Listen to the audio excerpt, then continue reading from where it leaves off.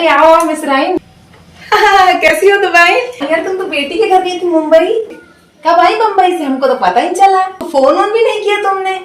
सब बढ़िया है वहाँ? अरे हम बढ़िया हैं, देखो तुम ही बताओ कैसे लग रहा है, बिल्कुल चकाचक एकदम चमक गई हो तुम तो। अब मुंबई से आए हैं बेटी दामाद के पास से, तो थोड़ा चमकेंगे तो है ही ना। देखो हमारा चेहरा चमक रहा है खुशी के मारे। बात तो सही है तुम्हारी। हाँ, बेटी दामाद के घर जाके चमक गई तुम।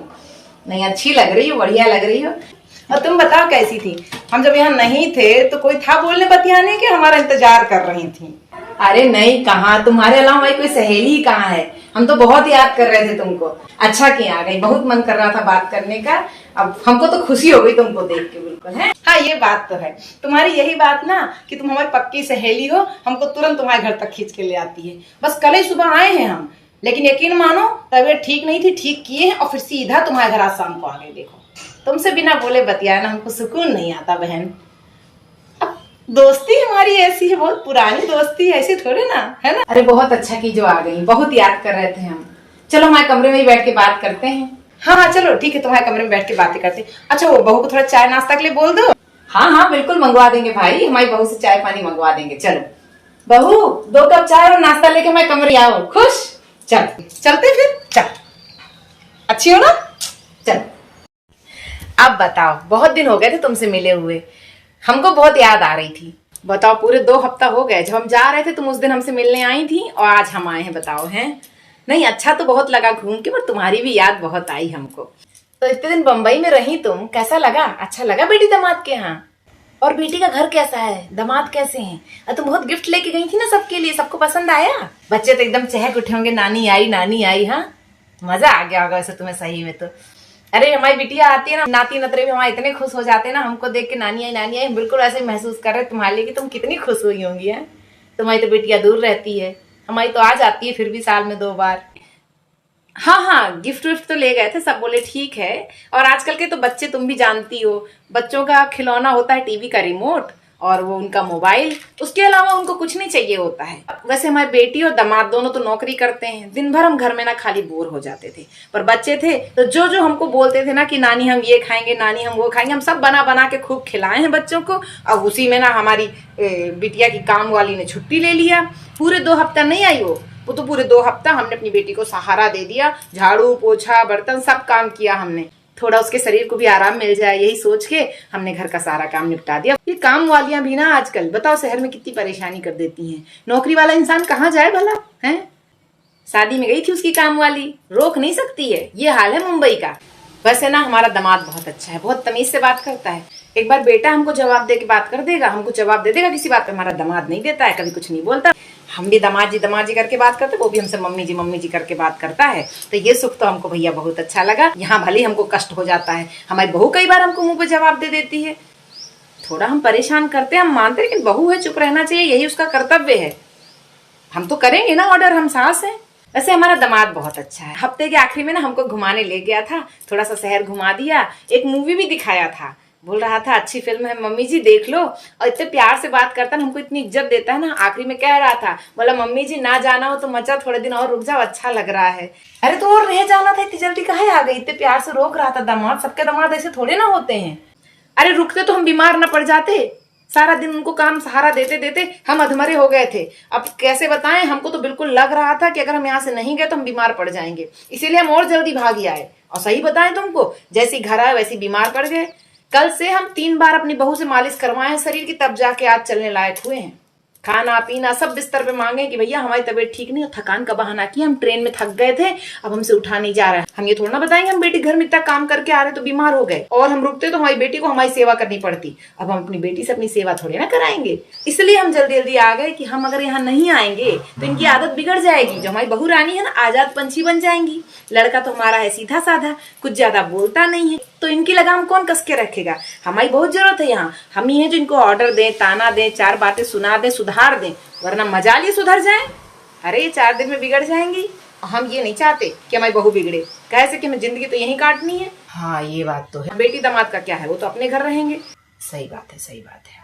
बहुओं को सुधार के रखने का बस यही तरीका है, ऑर्डर चलाओ, ताने दो, बिल्कुल छोड़ो मत, ढील मत दो। अगर ढील दिया ना तो उनकी आजादी शुरू हो जाती है। हम ये बात अच्छे से जानते हैं, इसलिए हम और नहीं छोड़ेंगे अकेला इनको। हम जब तक अपने बेटे और इनके बीच लड़ाई नहीं करवा लेते ना, 2-4 डांट नहीं खिलवा देते हम इनको अपने बेटे से, तब तक ये सुधरी नहीं रहती हैं। बिल्कुल ऑर्डर चलाएंगे, ये हमको खाना पानी सब देंगी और हम आराम करेंगे। इसकी तबीयत भी खराब होती है ना हमारी बहू की, तो हम गलती से भी काम नहीं करते हैं। हम तो घुटने का बहाना बना लेते हैं कि अरे भैया हमसे चला नहीं जा रहा, हमारे तो घुटने दुख रहे, हम काम कैसे करेंगे। फिर मर मर के करे, जी जी के करे, हमें मतलब नहीं। घर के सारे काम तो हमारी बहू को ही करने हैं, चाहे कुछ भी हो जाए। हम बस ऑर्डर देंगे, ऑर्डर सुनाएंगे, और जहां कमी हमको दिखेगी हम बताएंगे, अच्छे से बोलेंगे, ताना मारेंगे। हम सास है, हमारा अधिकार है, इतना तो हम करेंगे ही करेंगे। हमको बहू लाए हैं, ऐसे थोड़े ना फ्री की नौकरानी होती है बहू, जितना चाहे उतना इस्तेमाल करो। अब देख लो, कल ही से आए, खूब सेवा कराएं, तब जाके तो आज हम चल पाए हैं। वो नहीं करेगी तो कौन करेगा, बताओ भला, है कि नहीं। और ज्यादा दिन हम यहाँ से दूर रहे ना, तुम्हारे बेटे के कान भर देगी, हैं, सब उगल पुगल के यहाँ वहां कर देगी, और फिर बेटा भी नहीं सुनेगा। इसलिए अपने घर पे अपना दबदबा बनाए रखने के लिए घर पे रहना बहुत जरूरी होता है, ताकि बहू की ना चल पाए, हमारी ही चले। इसलिए हम यहीं बैठेंगे, चाहे जब तक रहें जिंदा। अरे हमारी बेटी का ना कॉल आ रहा है, हम उससे बात कर लेते हैं, उसको बता देते हैं मिश्रा आंटी आई है, तो हम थोड़ा व्यस्त हैं उनके साथ में। अब बहू आ रही है चाय लेके, थोड़ी देर चाय वाय पियो, उससे बात करो, हम आ रहे हैं, अब भी आ रहे हैं, ठीक है। बुरा मत मानना मिश्रा, थोड़ा सा बात कर ले बेटी से, कॉल कर रही, कुछ जरूरी ना हो, है ना। आते हैं। नमस्ते आंटी जी। अरे वाह, आ गई बहू, लिया चाय, चाय लीजिएगा। हाँ रख दे। अच्छा है, चाय अच्छी बनाती, तो इसलिए मैंने सोचा था घर से ना बिना चाय पी आऊंगी, तेरी ही हाथ की चाय पीऊंगी। कैसे हैं आप? ठीक है। दीदी क्या मुंबई गए थे? कैसा रहा आपका ट्रिप? चलिए बढ़िया, आपने खूब एंजॉय किया। हाँ ये बात तो तूने सही कही बहू। आंटी आप बुरा ना माने तो एक बात कहूँ। अरे मैं क्यों गलत समझूंगी बहू, बता क्या बोलना चाहती है। मैं ना आपकी और मम्मी जी की बात सुन रही थी, थोड़ी सी कान में आ गई। आप बहुत किस्मत वाली हैं आंटी जी, अच्छा घूम रहे हैं, लाइफ को एंजॉय कर रहे हैं। किस्मत तो मेरी बहुत अच्छी है। आपकी किस्मत बहुत अच्छी है, पर ज्यादा दिन तक ना अच्छी रह नहीं पाएगी। ऐसे क्यों कह रही है दुबई की बहू, ऐसी क्या गलती कर दी हमने?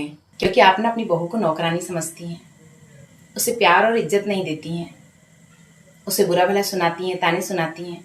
मैंने यही बात ना अपनी सास को भी कही, बट मेरी सास भी मेरी बात नहीं सुन रही हैं। पर आप सुन लीजिए आंटी जी, वरना किस्मत ज्यादा दिन तक अच्छी नहीं रहेगी। जिस घर में बहू को इज्जत नहीं मिलती ना, उसके सब कुछ करने के बावजूद उसको प्यार वो सम्मान नहीं मिलता ना, उस घर में ना जब सास और बूढ़ी हो जाती है और बहू को उसकी सच्चाई का पता चल जाता है ना, वो आपकी कदर करना छोड़ देगी। आज आपके हाथ पैर नहीं चल रहे हैं तो आप बहाने बनाकर काम नहीं करते, कल जब सच में नहीं चलेंगे ना, तब तक वो आपका छल कपट जान चुकी होगी और उसके दिल से आप उतर चुकी होंगी, तब वो आपकी नहीं सुनेगी। अगर आप अपना बुढ़ापा अच्छा रखना चाहती ना आंटी, तो उसे तकलीफ ना दें, और हो सके तो मेरी सास को भी समझाएं। आंटी जी आपका दामाद मीठा बोलता है ना आपसे, आप उससे कभी कभी मिलती हैं, आप उसे दामाद जी कहकर बात करती हैं, वो आपको मम्मी जी कहकर बुलाते हैं। क्या आप इतनी रिस्पेक्ट अपने बेटे को, अपनी बहू को देते हैं? नहीं देते। आपका बेटा आपसे परेशान हो जाता है क्योंकि आप बहू को दिन भर ताने मारती हैं, दिन भर उटपटांग बातें बोलती हैं। आपका बेटा दिन भर ऑफिस में होता है, जब घर आता है तो आप सिर्फ और सिर्फ बहू की शिकायतें करती हैं, जबकि वही बहू दिन भर आपकी सेवा करती है। बेटा भी तो परेशान हो जाता है ना आंटी जी। फिर बेटा वही करेगा जो उसे महसूस होगा। जब आपको इज्जत और वो प्यार नहीं दे रही हैं, तो आप वो पाएंगी कैसे आंटी जी? आप अभी मुंबई गए थे ना आंटी अपनी बेटी के पास, उसके लिए गिफ्ट लेके गए थे, दामाद जी के लिए गिफ्ट लेकर गए थे, नाती नातिनों के लिए गिफ्ट लेकर गए थे। क्या आपने कभी अपनी बहू को एक साड़ी भी गिफ्ट की आंटी जी? क्या पोते पोतियों के लिए आप कुछ करते हैं? नहीं, क्योंकि आप उनके साथ रहते हैं, आपको उनकी कदर नहीं है। क्या आपने बेटे को कभी कुछ देने की सोचा? नहीं। फिर भी वो लोग अपनी ओर से हर वो जरूरी सामान जो आप अपनी बेटी को देना चाहते हैं खरीद कर, आपकी पसंद का लेकर आपको देते हैं कि मम्मी जा रही हो तो दे आना। आपके बेटे ने तो लोन लेकर आपकी बेटियों की शादी की है, और क्या करे वो आपके लिए, जो आपको ये महसूस हो कि आपकी इज्जत करता है, आपसे प्यार करता है, पर बदले में क्या पाता है? सिर्फ घर में कला, उसकी बीवी ये नहीं करती, उसकी बीवी वो नहीं करती, ये सब सुनता है। सच में किसी दिन जब उसकी बीवी नहीं करेगी ना, तब आप क्या करेंगी आंटी जी? आपने तो उसकी प्रेगनेंसी तक में कुछ नहीं किया, आखिरी महीनों में उसे मायके भेज दिया कि अब उसके मायके वाले सब देखेंगे, आप संभाल नहीं पाएंगी। जब तक वो काम कर सकती थी आपने उसका इस्तेमाल किया। ये बहुत गलत है आंटी जी। और इसके बाद भी आप ये उम्मीद करती हैं कि आपकी बहू आपकी रिस्पेक्ट करे, आपकी सेवा करे, आप जैसा चाहें आपके लिए वैसा करे। आसान शब्दों में बस आपसे इतना कहना चाहती हूँ आंटी जी कि सरल व्यक्ति के साथ किया गया छल आपकी बर्बादी के सारे द्वार खोल देता है, चाहे आप कितने भी बड़े शतरंज के खिलाड़ी क्यों ना हो। सोचिएगा जरूर। मुझे भी अपनी बहू की मदद करनी चाहिए। मैं गलती कर रही हूँ। मैं कोशिश करूँगी कि आगे से उसे ऐसे तकलीफ ना दूँ। अच्छा किया तूने मुझसे बात कह दी बहू। आखिर तू भी बहू है तो तुझे दर्द समझ में आता है। ये बहू मेरे लिए धमकी दे रही है या मेरी सहेली को धमकी दे रही है? लगता है इसे मेरी सच्चाई का पता चल गया है। मुझे भी थोड़ा संभल के रहना पड़ेगा इससे।